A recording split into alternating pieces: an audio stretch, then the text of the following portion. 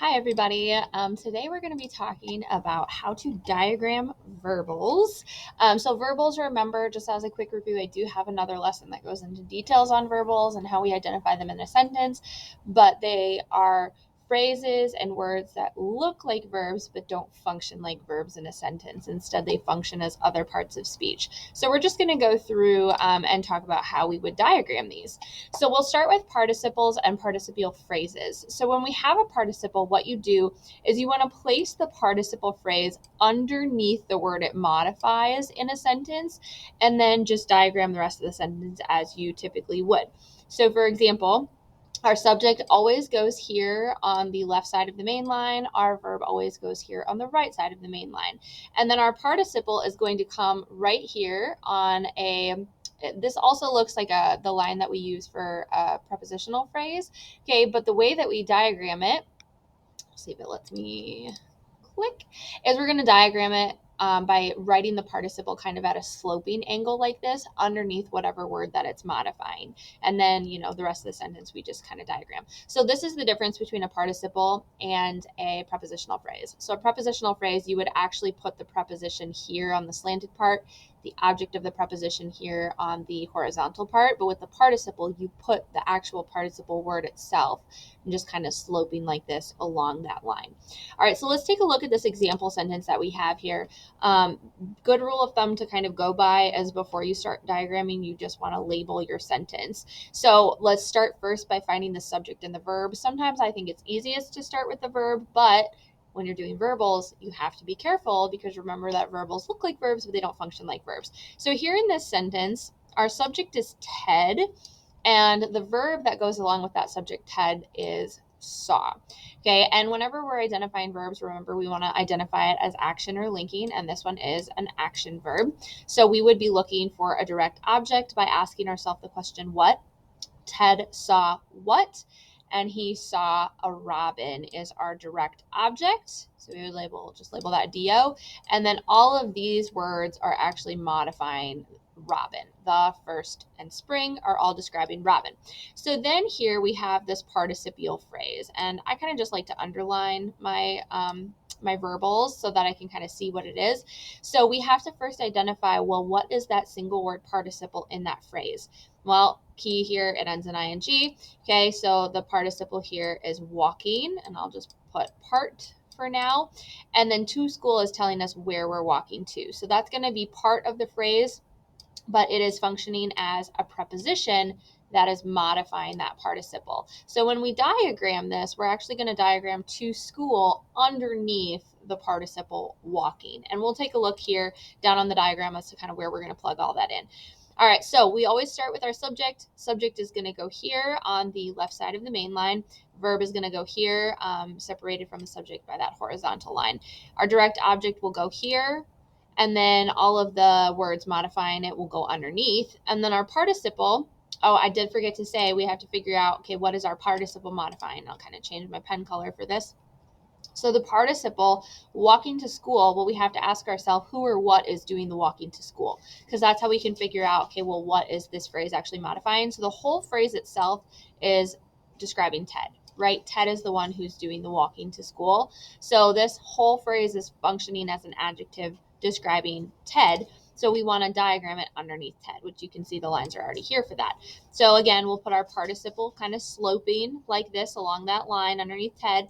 To and school are prepositional phrase, and this should not be overhanging. I don't know why this is overhanging, but to will go here, school will go here, and then of course we got to put all of our adjectives under Robin. So that's the basics of how you do a participle or participial phrase. Okay, so this is obviously a participial phrase. If we just had the single word participle, we would just have that line underneath the word being modified. We wouldn't have obviously anything else underneath the participle itself. Okay, let me see if I can erase all of this. Let's see. Clear screen.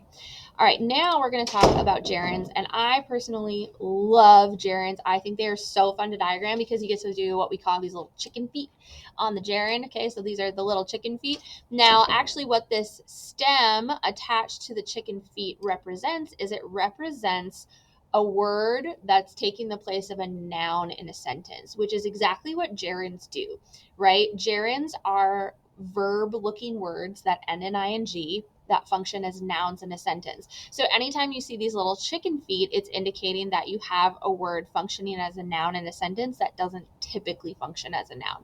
So this is what we use to diagram the gerunds. Is you'll do this cool little chicken feet thing, and then you'll do this kind of like stair is what I call it, like this little step, right? And then the gerund just slopes down the step like this, and that would be the ing word. Okay, the ing word goes here on that little slope. Oh, sorry.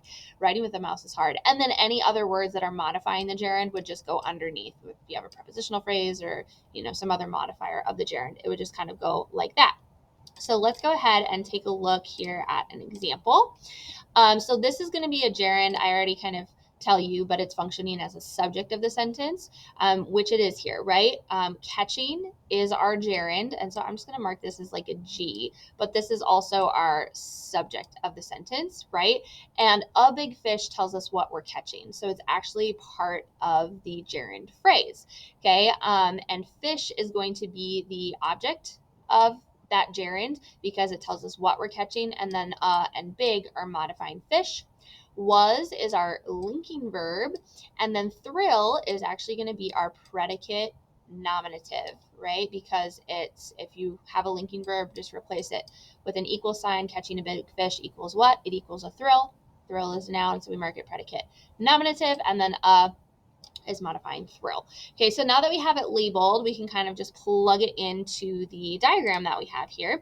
Okay, so our gerund, again, is going to go on that sloping line. And notice that we drew those chicken feet in the place where the subject should go, since our gerund is functioning as the subject of our sentence in this instance. So wherever your gerund is in the sentence, if it's functioning as the subject or as a direct object, you would just draw this little chicken feet with the stair in that spot on the diagram. Okay, so for instance, if we had this as the direct object of our sentence, we would draw it in the spot where a direct object would go. Okay, but since this is a subject, we draw it at the beginning. Catching is going to go here. Fish, since it's our object of the gerund, is going to go here, and then and big will just go underneath it. And then, of course, we always put our verb was right after the subject, divided with this little line. Predicate nominative always comes here, and then the words underneath it. So you can kind of see that this is just going to fill it all in. And that is what our diagram would look like for this sentence. All right, let's take another look at another gerund example here. So with this one I tell you that is a gerund as an object of the preposition. Okay, so that's going to kind of help you. Let's see. Whoops. I lost my. There we go. Sorry about that. Lost my toolbar for a minute. So this one, we're going to see a gerund functioning as the object of a preposition. Again, don't let that trip you up. You just diagram it as normal on chicken feet where it would typically go. But again, it helps to label your sentence. So we'll identify the subject is we. The verb is helped is the verb, and it's an action verb. And then we helped by carrying the packages to the car is actually our entire gerund phrase, okay? Or excuse me, our prepositional phrase. So our preposition is by, and so I'm just going to mark this as prep, and then carrying the packages to the car, that is our gerund phrase. But you'll notice we also have another prepositional phrase within our gerund phrase, which is telling us where we're carrying the packages to. Okay, carrying is our gerund, and then packages is our object of the gerund, or our direct object for that gerund. Whew, lots of information. Okay, so now we are going to plug this into a diagram. We start with our subject and our verb per normal. Okay, and then we have our prepositional phrase, and I guess I did forget to explain. So by carrying the packages to the car, we have to figure out what that prepositional phrase is modifying so we know where to diagram it. So the entire prep phrase itself, by carrying the packages to the car, is telling us how we helped. So it's answering an adjective question, modifying that verb. So we're going to diagram it underneath helped, just like this. And again, I have that tail from a long time ago. That shouldn't be there, but notice I made it like really long because I already know that I am going to have to diagram a gerund in the object of the preposition position, because the gerund here is functioning as the object of our prepositional phrase. So our preposition by is going to go on the slanted part, and then we've got to draw the little chicken feet gerund diagram where the object of the preposition should be. The gerund goes on the stair. So carrying, the object of the gerund is going to go after it, divided by this little line, packages. And then we said to the car should go under carrying. So you'll see it's to, car, and then the, and then the is also, we've got the modifying packages. So that would be how that would look in a sentence. Kind of fun. I think people, they get tripped up when you start getting really complicated diagrams like this, but this is why I always tell my students, like, label, label, label, right? Labeling is going to save your life when it comes to diagramming, because once you know how everything is functioning in the sentence, then it should be pretty easy to plug it into the diagram once you know kind of where all of the basic components go. So if you're struggling with, like, well, I don't know where the subject or the verb goes, you need to go back and watch one of my previous videos where I go through the basics of diagramming, because that'll help you kind of with these more complicated diagrams. Okay, let's move on, and we are going to talk about, oh no, we have another example. Oh, this is a really fancy one. So you can have more than one gerund in any given sentence. So this one, you can see we have two different gerunds, and you can tell just by looking at the little chicken feet that are on the diagram. Okay, so and just by looking at this diagram, you can tell that we're going to have a gerund as the subject of our sentence, because we have this gerund where a subject should be. And then here we're also going to have one as an object of the preposition, because we have a gerund where an object of a preposition should be. And the object of the preposition we can see is going to be modifying our predicate, nominative, or adjective, whatever it ends up being. So let's take a look at this.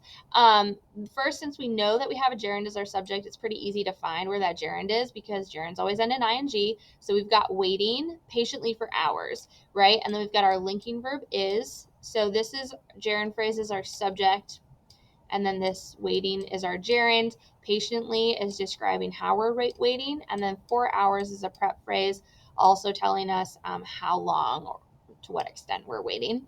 And then is, since we have a linking verb, we replace it with an equal sign. So waiting equals what? Waiting equals means would be our predicate nominative here. And then usually and sure are, nope, that was wrong. Sorry, ignore the usually. And sure describing means. Usually is modifying the verb, okay, because it's an adverb, ends in ly. And then of observing wild animals is a prep phrase. So of is our preposition. And then we've got another gerund here as the object of our preposition, observing, and then wild animals tells us what we're observing. So they are modifiers of that gerund.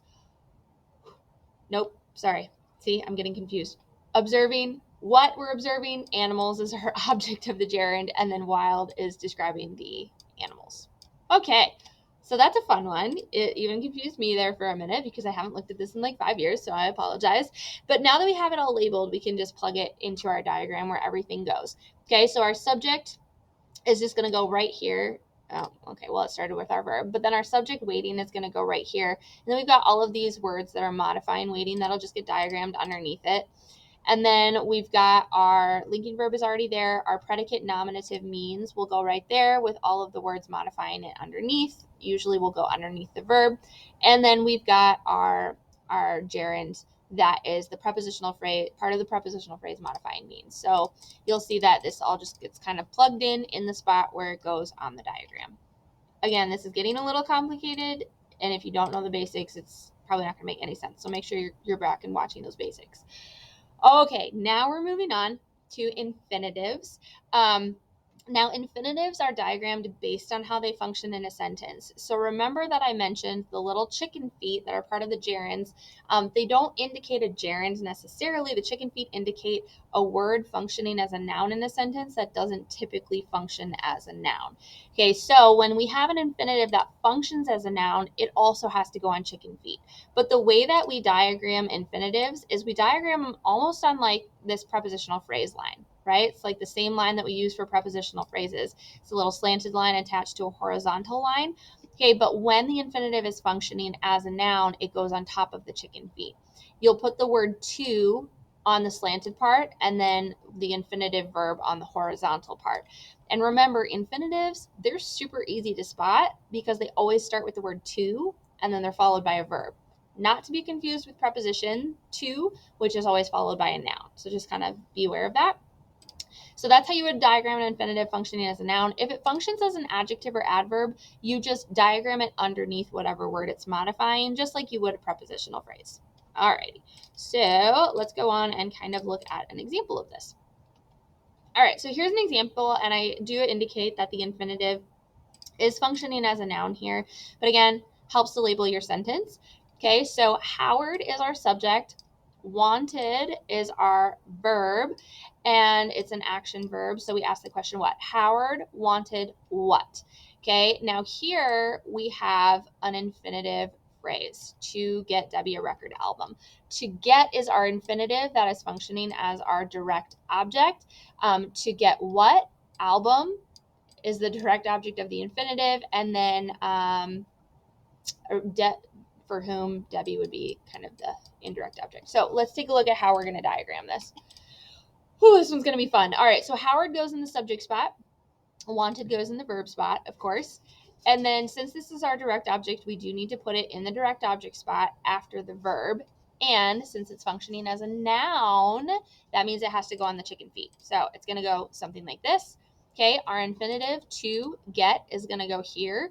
And then our direct object, album, is going to go there. Now, since we have an indirect object of this infinitive phrase, we have to put our indirect object underneath the verb, right? Technically not a verb, but it looks like a verb. So Debbie would go underneath get, and then and record are both describing album. So they would just kind of pop in there like that. All right, let's take a look at an infinitive that's functioning as an adjective in this sentence, just so you can kind of see the difference as to how these are diagrammed. Again, label your sentence. Today is our subject, is our linking verb, which means we replace it with an equal sign. So today equals what? Today equals the day, which is a predicate nominative, and then to begin our work is an infinitive. We know it's an infinitive because we've got to followed by that verb looking word, and it's describing what kind of day it is. So we're going to diagram this infinitive phrase underneath day. Now begin is the infinitive, so I'm just going to do a little I, and then work is the object of the infinitive because it's telling us what we're beginning. Now that we have it labeled, we can just plug it into our diagram. So we're going to do subject here, verb here. We have a predicate nominative, so we're going to put that after the verb. And then again, like I mentioned, we're going to diagram this underneath the word that it's modifying. So this will go underneath day, just like so. To begin, what, work, and then our is just, R is not in the right spot. Just notice that. Okay, proofreading is good. R should go under work because it's describing what kind of work, right? It's our work, and then we just have that last little word to plug in, the underneath day.